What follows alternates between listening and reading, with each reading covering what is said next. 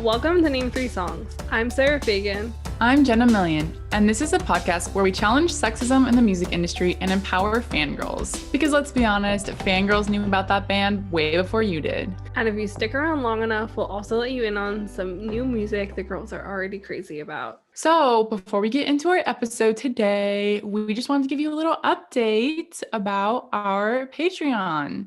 Yeah, so we just launched it at the start of the month. I've been having a lot of fun editing together some bloopers of us being complete messes and also some stuff that we don't feel is super relevant but is still quite interesting because obviously the people we're talking about and the things we're talking about are all great topics, but sometimes we get a little bit off track, and you get to have all of that content on our Patreon. So you should definitely go sign up for that because you just get so much extra stuff. No matter what level you're at, you'll get to know sneak peeks about all of the upcoming episodes we have for the month. So you kind of know what we have going on in the work. You'll get to find out the topics of episodes early. You'll get to find out all the fun drama going on our TikTok account because that's where all the drama happens. Getting access to one extra episode a month and also a Discord server. We have 3 tiers for the Patreon. AKA the Discord of friendship. Yeah, as I so lovely dubbed it. We've said bazillion times, like, we feel like you guys are our friends, so we want you to feel like you're our friends too, and we want you guys to be friends with each other. So that's the goal of the Discord, and also to just make you feel more involved in like the process of Name 3 Songs, so you have a bit more input in the discussion and like the planning process and all that fun stuff. So we have 3 tiers going right now, and we're just excited to like see this community grow with you guys. So if you are interested in signing up, you can go join at patreon.com/name3songs. So as you can probably tell from the title of this episode, today we are talking about Lana Del Rey and the many controversies that have surrounded her in her career over the years. And we're really excited that we were joined by 2 big Lana fans who are going to share their knowledge and expertise on Lana. That conversation was so interesting. There's so much to unpack with this woman, and they know so much, and I feel like they've been through so much because of this woman that I'm just like no, this was honestly like I think one of the more fascinating episodes we've had talking about like a specific artist. Yeah, because as I said, like, she definitely is like a controversial, polarizing person, but she's also super talented. But I feel like her persona hits so many of like the points of like what we talk about as a whole that it was just so riveting to like go deeper into like the psyche of Lana Del Rey and like how people talk about this woman and how people perceive her. It's just it's so funny because her name hasn't like crossed really any of our minds as like somebody we wanted to talk about early on. It just so happened because Hannah and Audrey approached us about doing a crossover, and they know so much about Lana. It just worked out so well. So today, because we are talking about Lana Del Rey, we thought it would be perfect to have on 2 fans who have kind of been around since the very beginning of Lana days. So today we have Hannah and Audrey Leach, who are a sister filmmaking duo and self-proclaimed tween movie scholars. Together, they host a podcast called Sleepover Cinema, where each week they analyze the films that created the collective unconscious of the girls, the gays, and the theys of the late 90s and early 2000s. I love that so much, and thank you guys for joining us. Thank you for having us. This is Hannah here. I'm the older sister, and I'm a Leo, in case you want to know. And I first fell in love with Lana my senior year of high school, so 2012, definitely because of time spent on Tumblr. And I think that I may have transferred some of that affection to my sister. Would you say that that's true? Yeah, definitely true. So this is Audrey. I'm a Cancer, since we're revealing that information. So yeah, I'm pretty sure the first time I heard Lana was in our first car. Like in this, Hannah always had CDs and like mixed tapes and things that we would listen to. And so I'm pretty sure the first time was in the car, probably driving to school at like 7 a.m. Listening to like Lana talk about like getting with old men and like really ideal content for any teenager. Yeah, totally. Definitely. I definitely had a similar experience of learning about Lana in my high school days. It's so funny because like I'm not that much older than you guys, but Lana just completely just like passed my radar and was just like something that existed as like this other entity that like the media was talking about, and I was like, not for me. And so I just think it's funny that it's like high school girls were like so into what she was doing. So I'm a Virgo and Sarah's an Aries, just since we're all sharing. So thank you guys again for joining us. We're super excited to have this conversation. And Sarah, would you like to tell everyone what exactly we are getting into today? Yeah, so I have a hypothesis. All right, let's hear it. Because we were joking earlier. I was like, oh, we should start doing this like it's a dissertation. So I need to have like my supporting argument as to like why we're talking about Lana. And I feel like a lot of the people that have specific episodes on our podcast are people who either are genuinely polarizing or the media is like pushing this like polarizing agenda, even if they're not. Whereas Lana falls into like the former camp, I think, because she's been like shrouded with controversy since she came into the public eye with her infamous SNL performance.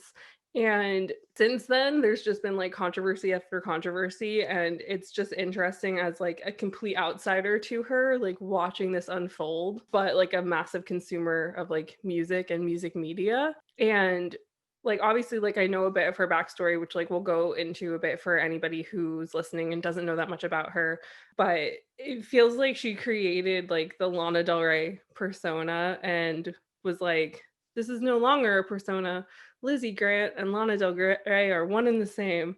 And like I feel like she doesn't know where Lana Del Rey starts and like her actual self begins, which I feel like if anybody like pays attention to music news, like they will like understand that a bit more. But her whole career has been like this thing of having the like adult Lolita, overtly sexual, ethereal being. And in a sense, that leads to like this ideal of like performative feminism or like seemingly performative feminism, and that like nobody seems to really understand what Lana's stance is on anything, including Lana. And just like a lot of her music sort of like beautifies the idea of being with an older man, sometimes being with an abusive older man, and like these sort of unhealthy relationship tropes that I feel like a lot of the media that the younger part of millennials were fed based off of like fan fiction and that sort of realm of things. Because even like when you think of Twilight, you're like, is that a relationship? Like these sort of things where it's like, that's not even fan fiction. That was just something that we were given. And I feel like Lana fell into that realm of like study or like whatever of like tropes that were happening within that era of time. And so her just whole career has been something that I've just watched in like awe of somebody being able to do what she does, but also the fact that everyone, including the people who like interview her and discuss her in media, sort of views her as this like ethereal other. And I feel like she views herself as such too in some sort of way. And I feel like that's, at least from my perspective, how she has thought it was like fine to be like, my fans are all like 17, but I'm gonna continue to sing about men hurting me in like multiple ways, and then bring it into her like real life, and then somewhat grow out of it, but still have like those same underlying themes. And I guess for people who are such big fans of somebody who has been like so controversial in so many different ways, number one, like when is there a line, and is there a line that's crossed where fans are just like, no thank you? And I feel like that's just the overarching thing that we want to lead to, is like, where is that line, and like how do you feel about that line if there even is one. But for like people who don't know that much about Lana, like can you guys just give a brief explanation of like where she came from and like why we all sort of know her as a train wreck, even though that's not actually what she is? For those who do not know the origins of one Miss Elizabeth Woolridge Grant, which is her birth name, she grew up in Lake Placid, New York. A lot about her like origins, like life growing up, is a little bit opaque, even to people that, I mean, Audrey and I are not like stands to the level of like, we're not creating pages on like Lana Wiki. Like, we're not on that level, but like, I think we are the people that would look at the pages for specific nuggets of information. The whole thing with Lana and a lot of where people's like issues with her authenticity and like presentation comes from the fact that she launched and relaunched her career a lot of times before she finally gained traction. So she's had like a lot of different stage names. She's been Lizzie Grant, she's been Lana Del Rey, she's been Jump Rope Sparkle Queen, she's been a lot of different things. And one thing that is also really true, because Lana stans are so unhinged, is that there are like at least 100 like unreleased songs of hers out on the internet. There's like years and years of music that was pre-Lana that you can listen to, and it's really good, and a lot of it is really different than what ended up being the thing that caught on. But one thing that I just thought of as Sarah was introducing this subject was that in this song that Lana wrote before she was like the Lana that became famous, it's called Junkie Pride. There's a couple lines of lyrics in it, and it says, "I don't quite fit the part of she who loses everything and falls into insanity. The sunbeams mean nothing if you can't find the light shining in one thing." But the fact that she says, "I don't quite fit the part of she who loses everything and falls into insanity," like that part is like 100% who she ultimately found to be super interesting. So like the levels of meta awareness of who she's trying to portray herself as have always been there. And I think this is a little bit of a twisting maze here, but like a lot of why fans are so confused now is because it seems like all those levels have fallen away. I feel like it shouldn't be all that shocking to people that those layers have fallen away at this point. Like, I was like definitely expecting that at some point. Like, now she's well into her 30s, like she's a woman, but it's like they don't want to see that. And I get that. From my understanding, like, she came from like a pretty upper middle class family. She was trying to be like, that's what I am aspiring to be, but she was still at the same time like beautifying this like weird subculture of America of like trailer parks and motorcycle gangs and like these whole things of like people who are very like, yeah, America. It felt like a lot of facets of this like Lana persona didn't actually mesh together, but somehow at the same time worked perfectly. Like watching these music videos where there's like all this like American flag iconography and these things that I feel like people think of when they think of like American motorcycle gangs. It's like the best way to put it. It's like these old scraggly men attracted to like young women who are like trying to be sexy and like this whole thing. And it's just really interesting learning more about her and realizing where she's come from and like how much more of a persona Lana is than I ever really realized.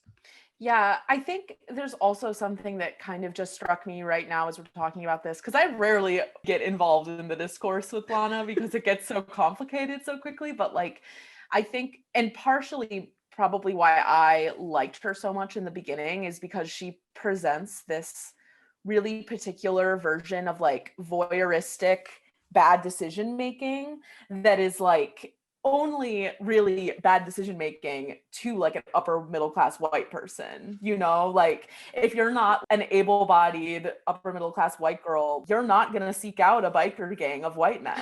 Like you're just not going to. It's not going to be like hot or dangerous in the fun way. It's just going to be literally dangerous, you know. I think that that's probably why so much of like the Tumblr generation was into her, because so many of the most Tumblr people fit that demographic too. Yeah, I think like she sings so much about like death and love, and I feel like because when I was listening back to like her first record and like I was obsessed with that record, and I was just like taking me back and like remembering like why I loved it so much, or like what it meant to me. And I feel like a lot of teen girls are like just like struggling to figure out their identity in the world, and the way she sings about things is so romantic. And a lot of times, I mean, for me personally, you're both exploring things of like becoming a young woman and like, what is love? And then at the same time, you know, having friends or yourself dealing with like mental health issues, and also being attracted to the other side of like the death way she sings about things. And so I think because like she's just like this whole package, it's very easy to get wrapped up in that when you haven't seen a lot else of the world. Yeah, I agree. Well, also her voice is like hypnotic to a degree where like if I had been myself at 18, but just like 3 years later, like I would have fallen into the trap so hard that like I would be so much more fucked up now than I are. Because just listening to her now, I'm like, because like we recently had a conversation about like misogyny in song lyrics, and like when you are listening to these songs, it takes you a while to understand what they're singing about.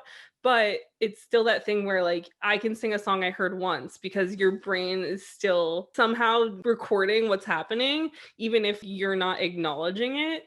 So it's just that thing where by the time you're like so far into a musician that they're affecting how you act and all that stuff, like it's too late because it's already taken hold of the like psychology of your brain. It's just interesting, like sort of having witnessed like these people, not like it's not a trap, I'm making it sound horrific, but it's like falling into just like the lifestyle that Lana's portraying that like she doesn't actually live. Like now listening back to it and like listening to it for more than like a couple minutes, I'm like, oh, I see how this could happen. Like I get it. So after she became Lana Del Rey, she just like quickly rose to fame. The internet was loving her. I think she had like 3 or 4 singles out when she got booked for SNL.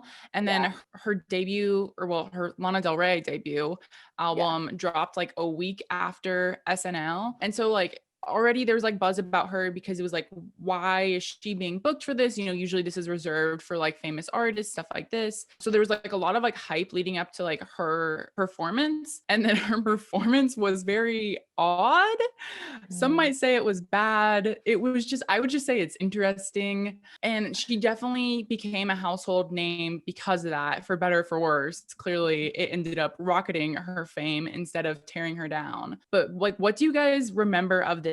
And were you a fan at this point? Was this kind of like a turning point for you, whether or not you were like deciding to stan her? I was not yet conscious of her when this happened. So it was like after Born to Die, the album had come out, when I started listening to her, because the CD that I had in the car was like the deluxe edition, like EP basically of the first album.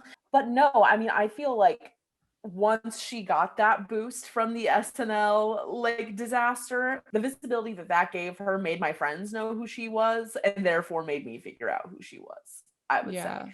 I don't even think I ever watched the SNL performance until maybe like 2015 or something. And really? I remember I don't remember watching it any earlier than that. Yeah. What about you? Obviously, I learned of her through Hannah, so I didn't know of it at the time either. But I've been a Lana fan since 2012, but it never got to the point of like becoming an identity thing for me. Just watching her be herself and like watching all her performances over time. I also became friends with my college roommate. He is a huge Lana fan. Through becoming friends with him, I like backtracked on all that stuff I missed and like saw all these like 2012 like amoeba performances and stuff, and I was like getting like re-indoctrinated, almost intensifying it. But yeah, I just thought it was like funny, and that she was clearly very, very nervous during that performance. And like during a lot of her early performances, her voice is really shaky. So yeah, there's that. I remember vividly that SNL performance because, I mean, as somebody who does music journalism, like you're constantly like consuming this stuff, and like anytime somebody's like new on SNL, you're like, you have to watch it because it's crazy. And I just remember watching it and I was just like, who is her father? Was my first thought. Because like growing up in New York, anytime somebody who's nobody shows up somewhere, you're like, her dad or her mom knows someone. And so that was like my first initial reaction, because I was like, what is happening here? Because it wasn't so much that she was bad, it just felt like she showed up a year early. Like I was like, I was like, because I just remember watching and I was like, it feels like there's something here, but like it feels like she's never performed in real life before. And it was like that awkward thing. And I just was like, this is so horrible. And then watching it back a couple of days ago, I was like, oh, like this isn't as bad as I remember it being. Because my memory was that she was just like tone deaf. Like everything was like Randy Jackson being like, a little pitchy dog, a little pitchy. Yeah. But instead, watching it back, I'm like, oh, she's just anxious. Like, she's just nervous. But I mean, like, the dancing was a little off-putting. But I mean, watching her at any point, the dancing always is off-putting. So I guess at least she kept that up. But the other really, like, visceral memory of it was, like, I thought for the Weekend Update thing that Kristen Wiig just took the piss out of her to the extent of like, this is like this dumb bimbo who has no right doing anything. But instead it was sort of like, this is a dumb bimbo, but like she had every right to do what she did. And so it was just really interesting watching it back. And I don't know if this was the 2012 still in the state of like all of the internalized misogyny finally like trying to leave my body, or it genuinely felt at that time that she was hating on her. But like watching it back now, I'm like, oh, she kind of was standing up for her and fucking with SNL, being like, we let Shaggy perform, even though Shaggy is a very talented man. But still, it's like, it's like we invited the Baja Men. Like, she's not the worst person that SNL has had on. And so the fact that like she got famous from the SNL thing, now looking back, makes so much more sense because it wasn't an untalented person performing. It was an anxious person, which somehow makes her more likable in a weird way. Because I just remember everybody like panning her, every single outlet being like, who was this? How dare she? Whatever. And then all of a sudden her being everywhere and me being like, how can somebody get so famous and like have so much interest around them when everybody just was like, her career's over. So it was weird how people were like, her career's over, and that actually made her have a career by everybody saying it was over. Yeah. I think there's something about like the public humiliation of a newcomer that like no matter what people ultimately think, like it does pique your interest and you kind of can't help but track them from there on out. So I think that even if she did get panned, like it did make such a big impact that people were at least going to pay attention to whatever came next. And like you can't say that about like every SNL performance. Like it also like sets the precedent for her eventual victim narrative. That's what I was going to say. From that moment, it was like, and it is similar to the Taylor Swift thing. It totally is. It manifested in extremely similar ways. Yeah. But just in really different like worlds and like aesthetics. Yeah. That's so interesting because like you saying how it led to her being able to use that like victim mentality, because it totally did, because like that's everybody's first memory of her is like either you feel sorry for her or you don't. And she kind of just like leaned into it, and like any interview for like a year or two or just anything she did was, I don't know, like kind of like owning it in like a way where it's like, I like to be a victim, which is weird.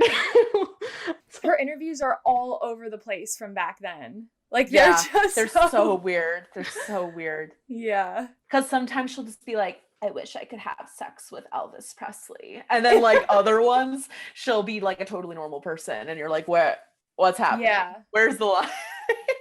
I think it's funny too, how depending on who she's talking to, she uses different speaking voices.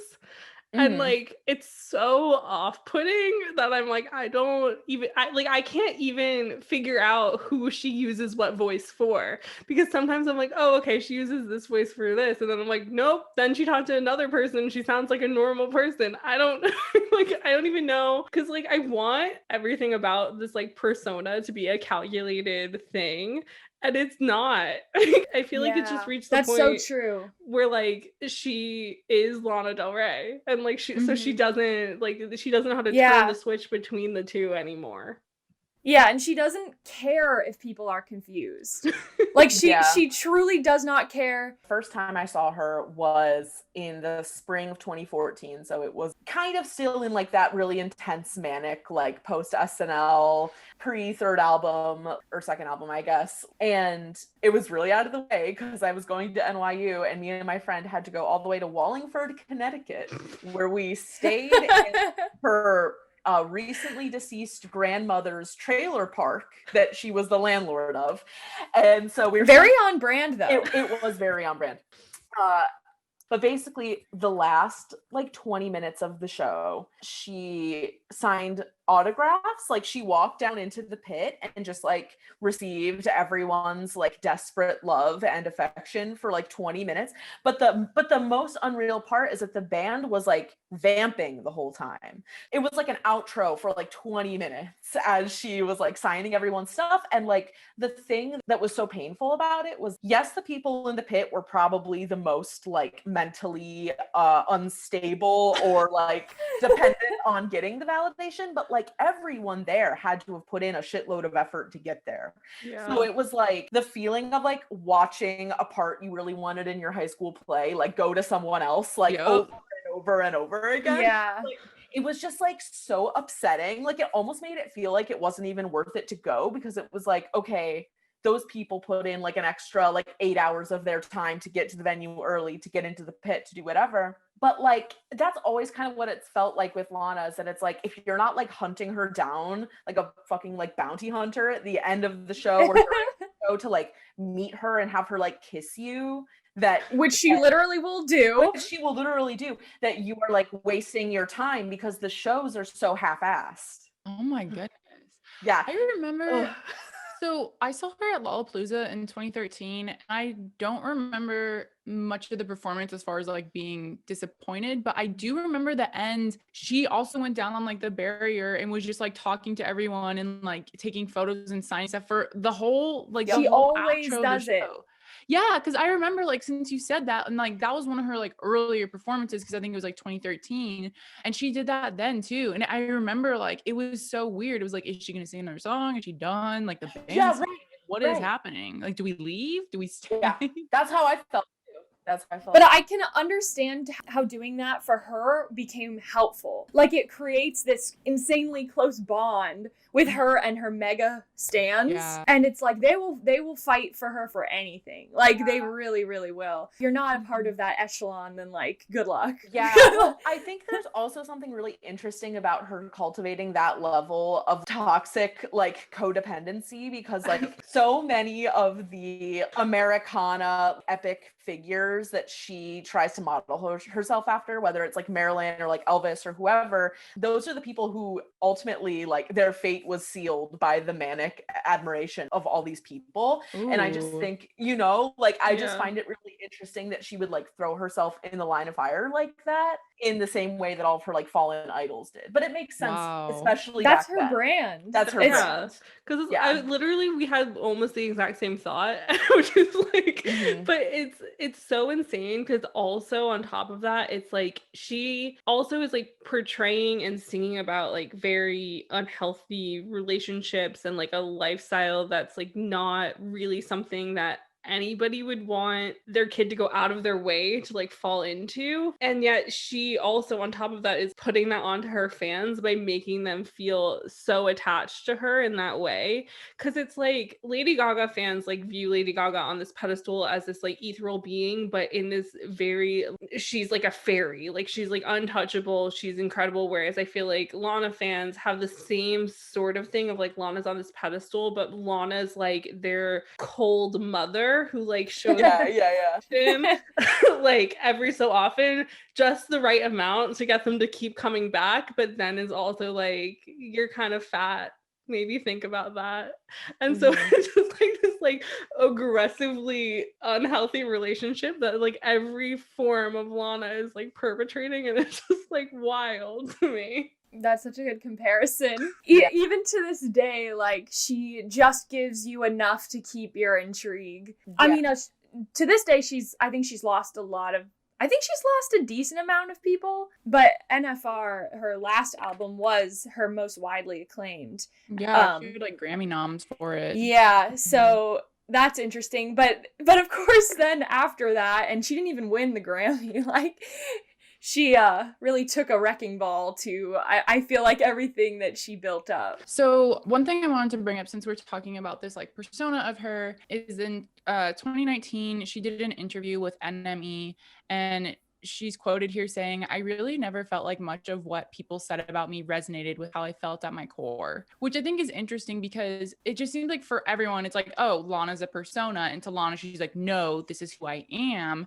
And then to basically what we've been saying before, it's like there's kind of like these facades that have started falling away, and you're like, is it a persona? Like, who really are you? And I think that's super interesting because there was a Vox like did an expose about Lana, and it was like how Lana's career explains a huge shift in the way we think about pop stars. And they also go to point out like stars studies, which is like a whole academic discipline at this point, and like looking at the personas of stars and how we see of them through their art in the movies or in interviews and stuff like that. And there's a quote here: "What matters is the way we perceive the star image and the way it affects how we experience the star's art." So it's like, to us, that is like Lana is a character. Like, this is just how we perceive her because of what she's put out there. And so it's just really interesting to see how often she says like, no, this is who I am. And like, nobody really understands me or will ever understand that. Also in that too, it's like Lana was like that cool girl when being a quote unquote like cool girl, being like, oh, I'm not like other girls, was like a sought after trope and like something that was acceptable. But it was on the cusp of feminism becoming something that young people acknowledged and were like, oh, being a feminist isn't bad. And Lana being like this other pop star turned into this whole other thing where it was like cool when she first started, and then when it stopped being like, when that idea of it like stopped being cool to the general public, she sort of veered away, but her fans were like, I want you to be not like other girls. And Lana's like, I don't know. And I feel like at that point, Lana stopped being able to be, because I feel like when she first started, it was like Lana felt like a persona even to her. And then it got to that point where the persona of Lana stopped being something that was like sought after by the general public, that then it seemed like she kept getting confused between like who she is and who Lana is, if that makes sense. Because I feel like when you have a persona, like for example, like Bowie, it's like when Bowie's Ziggy Stardust, like Ziggy Stardust is a different person. And I feel like some artists do that where it's like there's a persona where you're a different person, and like that's fine. But I feel like sometimes people do that and they're like, I don't actually know how to be two people. And it just got to the point where like Lizzie Grant and Lana Del Rey stopped understanding how to be separate entities. If that, I don't know if that makes sense. That makes sense. I think that when it comes down to trying to pin down the levels of the persona, you just get in the weeds so quickly because she's not easy to read. You know, like even for people like Audrey and I who have spent like hundreds of hours listening to her music and like ingesting the stuff that she puts out there, I don't really think that there's an answer, which we know, but to me it's almost like the thing that Audrey and I talked about a lot lately that is timely a little bit more is like the persona and her like intentions. Like a lot about how her persona has evolved over time, I think has had to do with how she's being perceived and like her intentions, because it's like kind of a lot of what we've been talking about over the past 12 months even is just like intention versus impact in general. And I feel like with Lana, as you were saying, like the market interest in like the downtrodden, like pop star from the wrong side of the tracks, like all of that kind of fell away. And I think that so much of why that fell away was because of culture shifting so much in America since even from 2012 to 2016, like so much happened in that time frame. And so it was like she couldn't fully abandon the persona because it would be really confusing for like her stans. But at the same time, it was like, how was she going to let out an album about wanting to get fucked in a junkyard when like Trump just got elected, you know, like you can't really have both.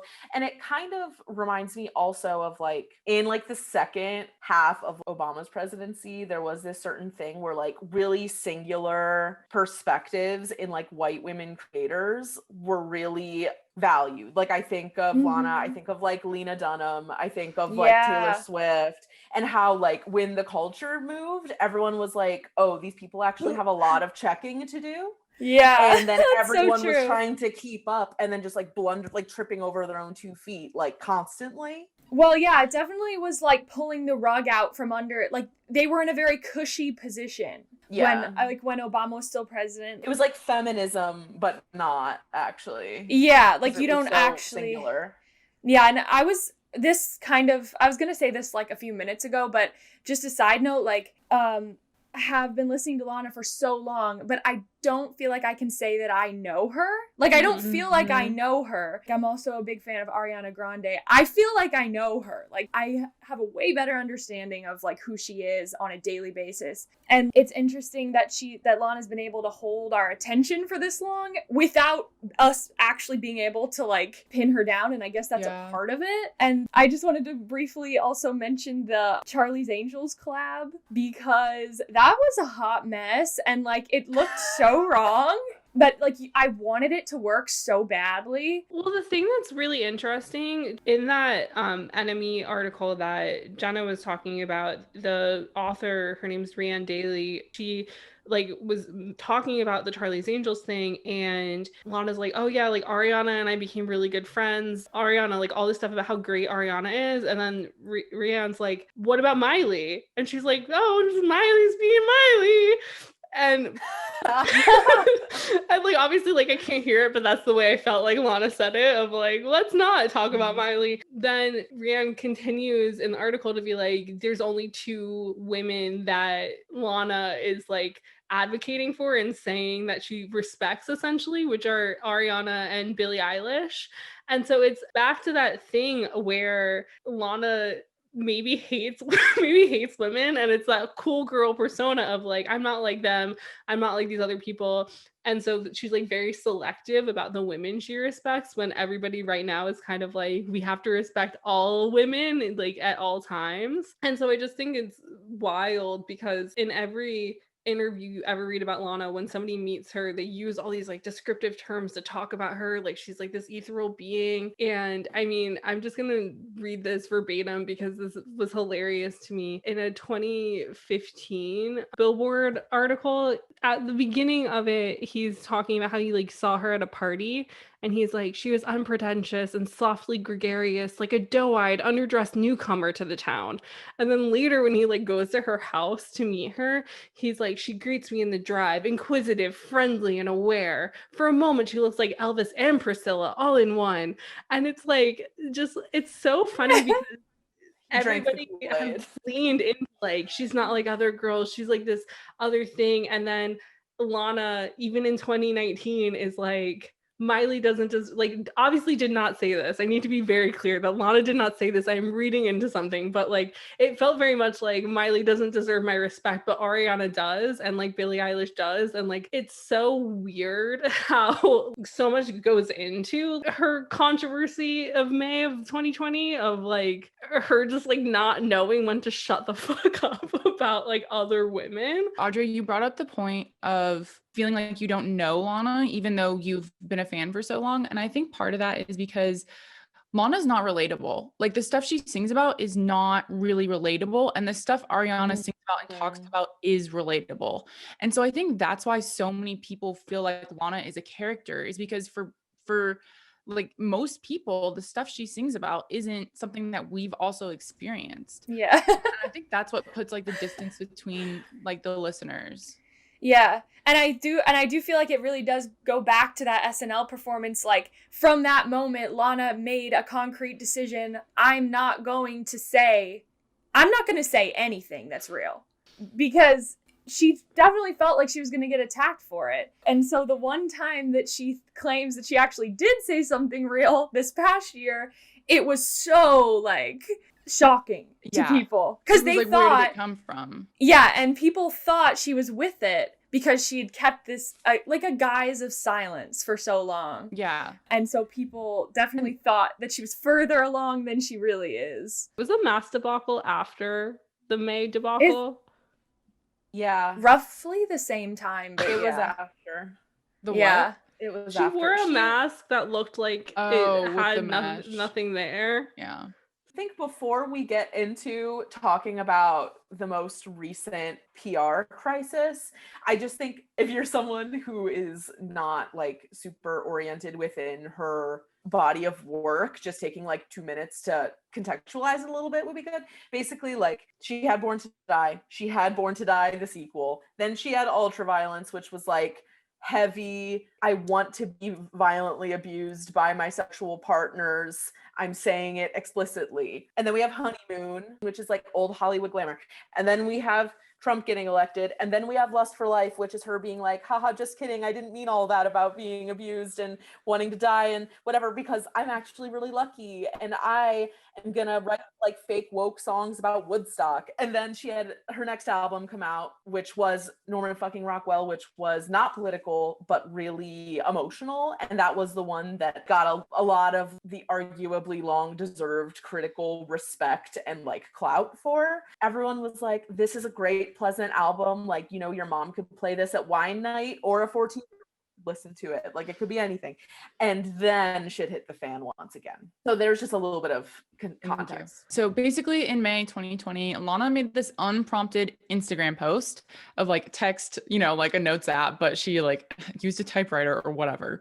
I think it's funny that this was like unprompted, but do you guys want to give like kind of like a summary of what the post was and kind of what happened after? Yeah. Well, it's hard to this thing is like jam-packed with false information and just like horrific opinions coming out of nowhere, and it's clearly had no proofreading and no PR help and no, like, it just has nothing. But I do feel like the first 2 sentences are like important if you haven't read it, like, to actually hear. So here it is. Question for the culture. Now that Doja Cat, Ariana, Camilla, Cardi B, Kehlani, and Nicki Minaj, and Beyonce have had #1s with songs about being sexy, wearing no clothes, fucking, cheating, etc., can I please go back to singing about being embodied, feeling beautiful by being in love, even if the relationship is not perfect, or dancing for money, or whatever I want, without being crucified or saying that I'm glamorizing abuse? Oh! There's a lot to unpack. I'm like so confused how Lana's like, being embodied is me being abused by old men. Like, I don't. Yeah. She believes that there is a type of woman who is more delicate and more likely to not be heard, or more likely to be pushed aside by other women or men that hate women. So like, her mindset is just so off. Her mind is not killing it in this moment. Is that just like coded like white lady?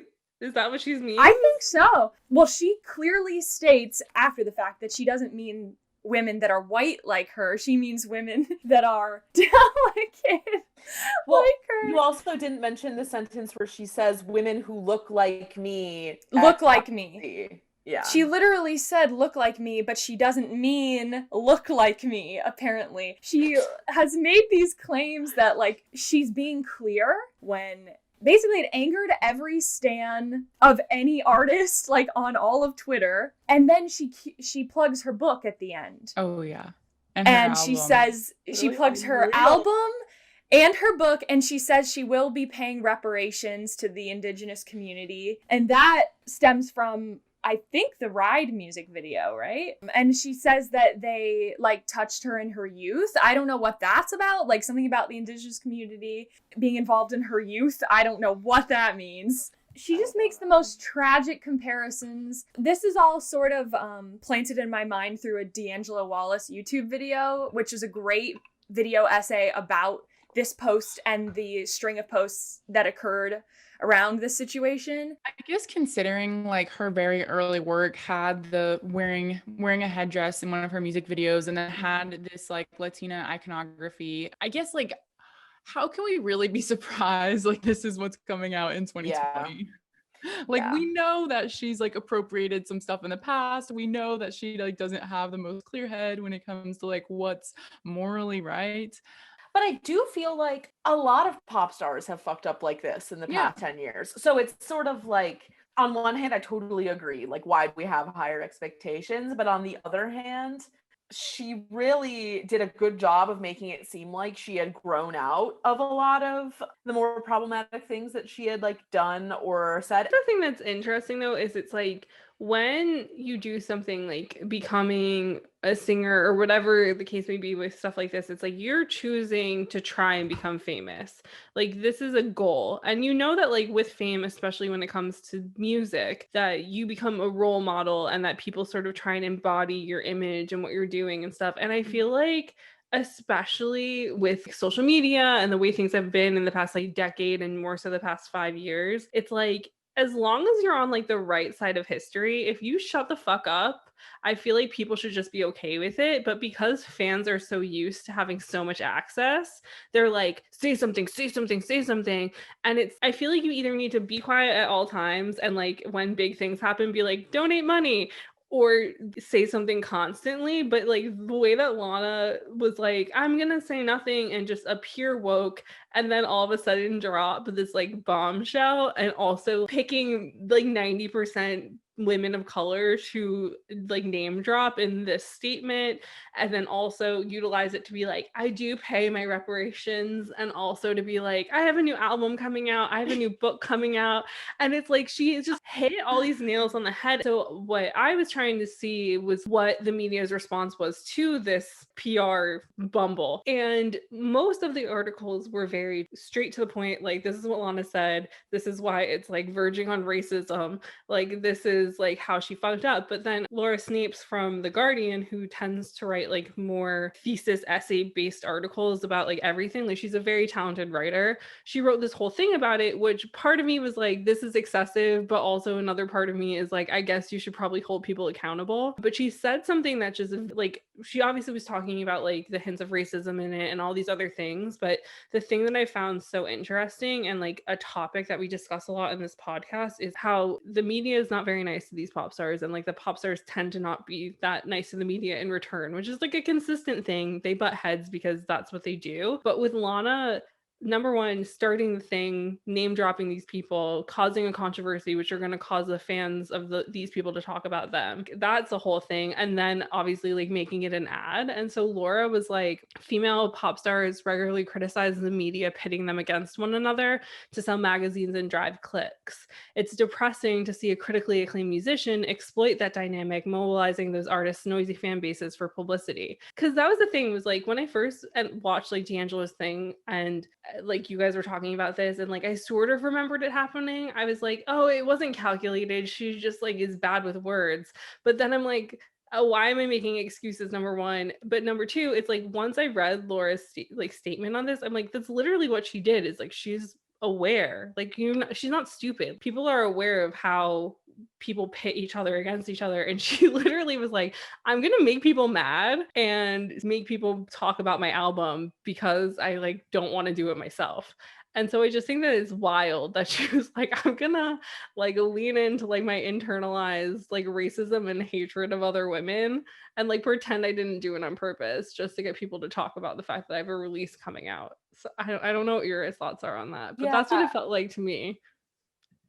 Okay, two things. Well, first thing is, Sarah, from what you said, I don't think that anyone in this day and age would be like, if I'm racist deep within, I'm going to unleash it for gain, because like I don't think any white person, unless they're like highly evolved and they're trying to do better in some like weird way, like I don't think anyone would do that. But what I do think she was doing was like intentionally letting go of nuance just to see what would happen, almost being like, oh, I know some of my fans must feel this way, and also I don't really give a fuck, and I'm already dating a cop anyways, so okay, there's that. Jeez. Well, she used to say she's not a feminist, and she's like, I'm not a feminist, but I think it's annoying that like people are always asking me, are you a feminist? You know, this type of question that's like, what's it like to be a female artist in this industry? That sort of line of questioning obviously is extremely annoying for female artists. But in my opinion, you can't just say I'm not a feminist and leave it there. But she did. It just feels like one of those things where like you use a double negative to make a very specific point, and I feel like by saying I'm not a feminist she's being like, it's not that I don't want equality, but it's like I don't care if we have equality is what it feels like. And so, like I feel like she thinks using that term is very like, I'm not saying anything, but it's like you're saying so much with that second like using a double negative. So it's And another thing she said in that interview is that they were like, so are you a feminist? And she was like, feminism's boring. And I was like, and there's a thing that I kind of understand, which was like in that cultural moment of like 2014, it was very like, I feel like it was very like girl boss feminism in a lot of ways. It wasn't very nuanced or intersectional at all, which like obviously she didn't give a shit about because like it's Lana, like she doesn't think about that. But I think that for her, when she thinks maybe like when you thought of like feminist pop star at the time, I mean, I don't even know what you would have thought of. I don't know. It's kind of the cool girl thing. It's true. Which is like her dynamic with men was such a big part of her music at the time that by being like, I'm a feminist, it wouldn't have made sense. But again, nothing has ever made sense. So it's kind of like, why not just throw that in there? Yeah, it wouldn't have made sense with like the type of art she's putting out and like how she's actually living her life. Yeah, right.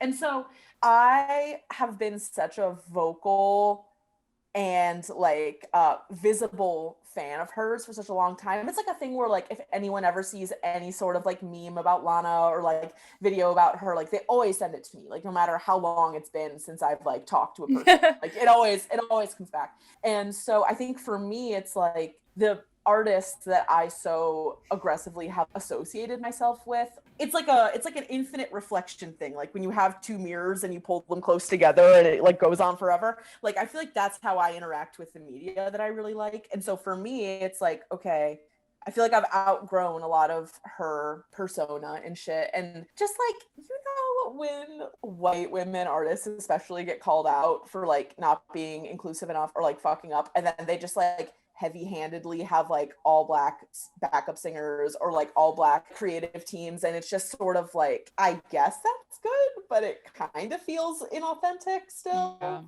Yeah. I have a quote also, if I may. Yeah, please. That is from the last thing, actually I think it was the second to last thing she said after the May incident, which is so loaded. But like, okay, so here it is. It's in her written out typewriter-y thing, but the last one.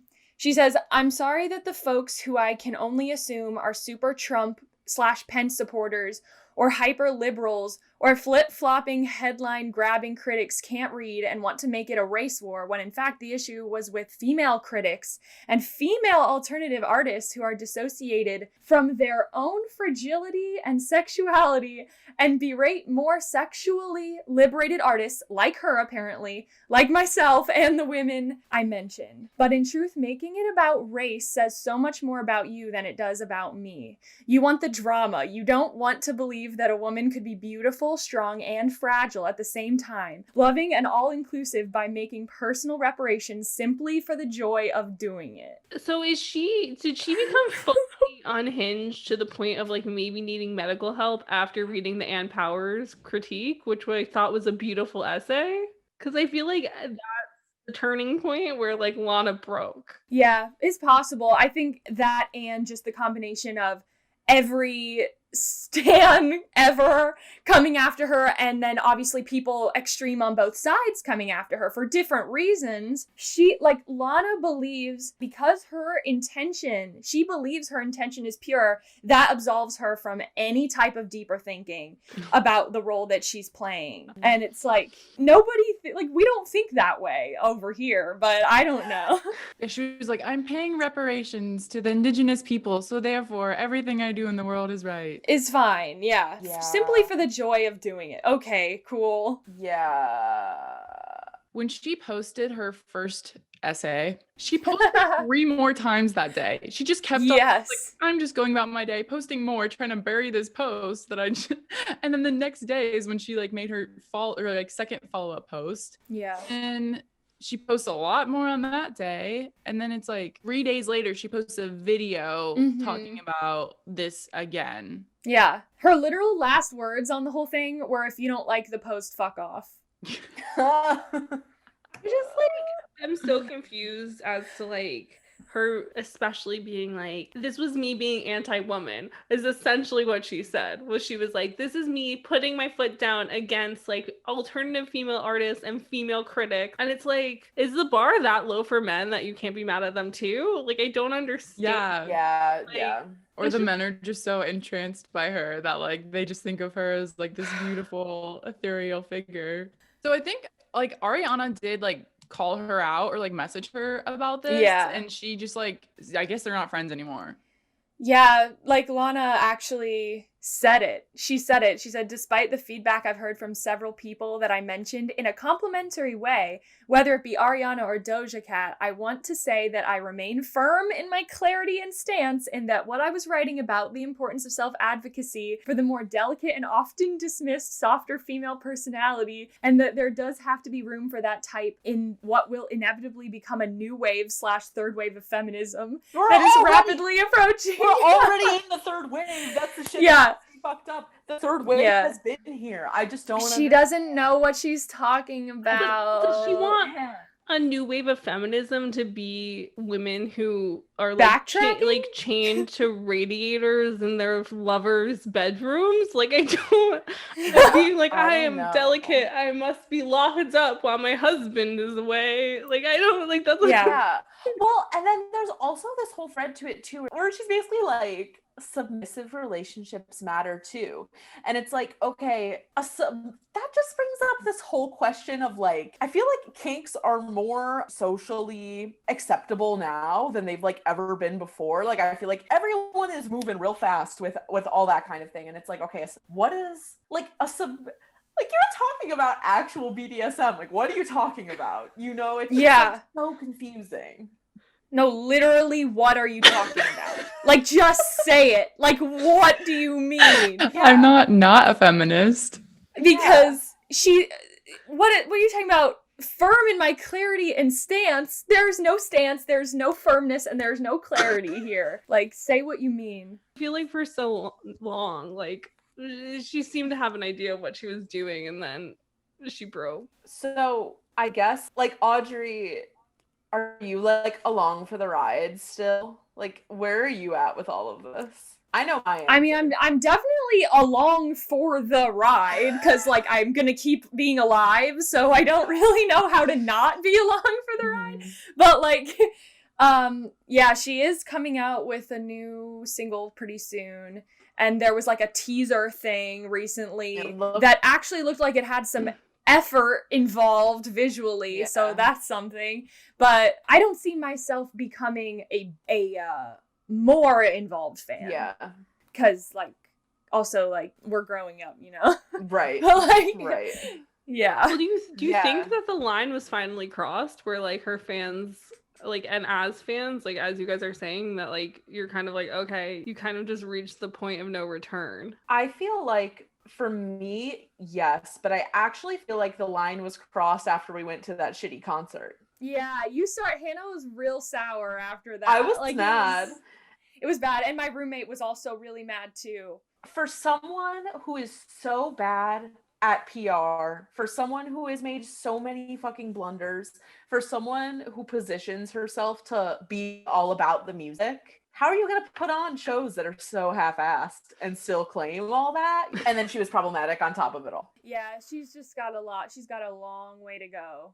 Sarah, do you have like a conclusion point at all? Is there any conclusion we want to draw from this? I think just like it's important to acknowledge Lana's talent, which like she is like a very talented singer-songwriter, and when she puts the work in, like her visuals are impressive. Like when she's like 100% there, it's something to pay attention to. But I think also it's super important to be critical of these people because they are so much in the public eye, and they are, as you guys said, like affecting people so much because there are so many people like Hannah, who will be like, this is what I want to be, I want to emulate them, because like I've done it, we've all done it. It's not crazy, like it's a normal behavior, especially within like teen girls, of like wanting to emulate somebody.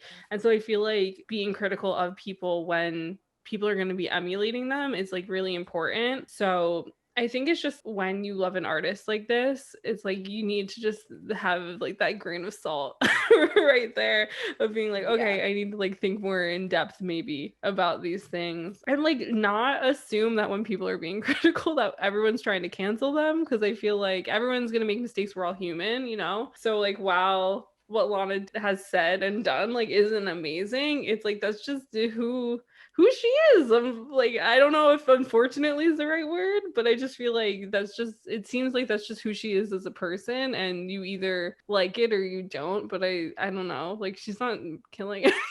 I don't know, like Jenna, like since you had listened to her but like you didn't leave a lasting imprint on you, what are your takeaways from this? Well, I think this has just been a super interesting and informative conversation, both just like diving back into like the history of her career, and then also hearing from both of y'all and hearing your varying perspectives.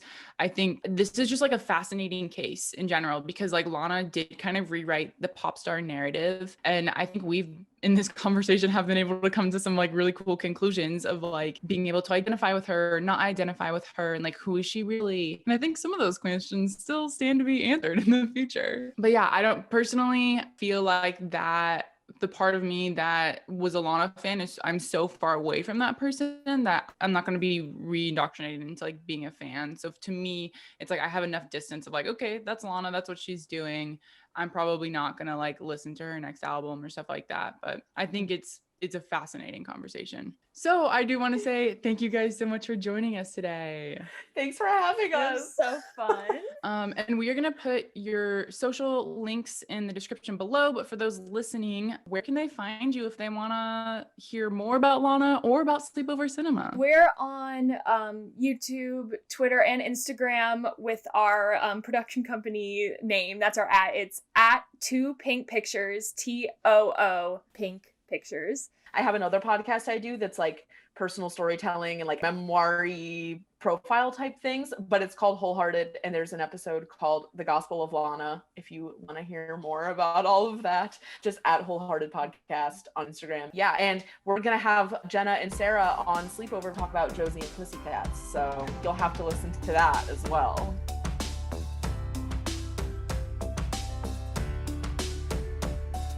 It's time for Band of the Week in 30 seconds or less. All right, Audrey, would you like to take away Band of the Week in 30 seconds or less? Are you ready? Yes, I'm ready. Okay, let's take it away in 3, 2, 1. Okay, so my band of the week is called the Prom Queens. They are described as glam folk, I believe, I'm pretty sure, but my own sister is in it along with her bandmates Josh Perlman Hall and Ayanna Cheston. And one of my favorite songs by them is called Old Perfume. And it reminds me of some folk group, like a folk vibe that I really like to sing and I really like to listen to, like the band First Aid Kit. And yeah. Thank you so much for the plug. Yeah, you're welcome. Hannah, are you ready? I'm ready. All right, in 3, 2, 1. Okay, my band of the week is a band called Grumpy Plum. They sound a lot like Diet Sig, kind of Best Coasty, very pop punk. Their front woman is my friend Tallulah Swayze, who is like low-key TikTok famous and adorable and a really talented singer-songwriter. They actually hit, I think, like over 100,000 streams during quarantine, and they're really cute and fun, and I highly recommend them. Listen to the song Kia Soul. It's very good. Perfect 30 seconds. Amazing. That was impressive. Thank you. So if you did enjoy this conversation, we actually recorded for a really long time and we have lots of bonus scenes that didn't make the final cut. So if you want to hear more on this episode, come join us over at patreon.com/name3songs, and you can sign up to get more behind the scenes content from this episode and all of our other ones. if you liked our banter with Hannah and Audrey, then you can hear more of it. We did record an episode for their podcast that aired on January 7th. We talked all things Josie and the Pussycats because we had to be on brand. But as Jenna said earlier, it was more of like a critical discussion because they know a shit ton about how films work. It was very interesting. So if you enjoyed our Josie episode and you enjoyed this episode, we really think you'll enjoy that one too. The podcast is called Sleepover Cinema, and on social media platforms, they're under Two Pink Pictures. You can follow them on TikTok, on Instagram, on Twitter. They're on everything. So if you want to continue the conversation about Lana or about Josie or whatever you're interested in, you can find them there. It'll be linked in the show notes. And as per usual, if you want to fight us or have thoughts, you can come at us on Twitter or at Instagram or on TikTok, my favorite social media platform. We're at Name3Songs, or you can come and chat with Jenna or myself personally at Sarah_Fagan and at Jenna_Million. So thank you for joining us on Name3Songs. Until next time, never let anyone make you feel bad about your favorite band. And remember, you're never too cool to listen to Harry Styles. Don't forget to subscribe to be notified when each episode comes out, and leave us a 5-star review. They really help. If you want to find out more about any of the sources we referenced in this episode, you can visit name3songs.com.